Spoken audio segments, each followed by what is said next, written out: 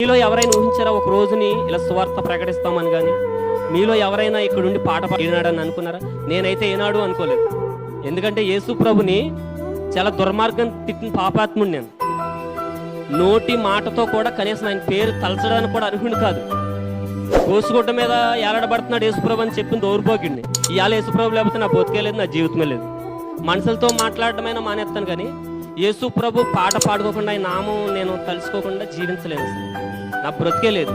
అంటే ఆయన ప్రతి వ్యక్తిని కూడా తన ఉద్దేశం ఏదో ఉంటుంది, ఆ ఉద్దేశ ప్రకారంగా పిలుచుకుంటాడు. ఈనాటి కాలంలో ప్రతి ఒక్కరు కూడా ఎవరో ఆళ్ళ గొడవ వీళ్ళ గొడవ వద్దు. దేవుడు చెప్తాడు కదా మార్కు సువార్తలో, మీరు శోధనలోనికి ప్రవేశింపక మెలకుగా ఉండి ప్రార్థించుడు. దేవుడు ఈనాడు కొన్ని ప్రదేశాల్లో సువార్త ప్రకటించడానికి అవకాశం ముందు కూడా వెళ్ళలేను.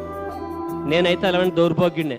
నేను చాలాసార్లు అబద్ధం ఆడేసి నిలువున నా సహోదరుడు ఫోన్ చేసినప్పుడు ఖాళీ లేదని అబద్ధం ఆడేస్తాను. ఎందుకంటే నా కుటుంబ పరిస్థితులను బట్టి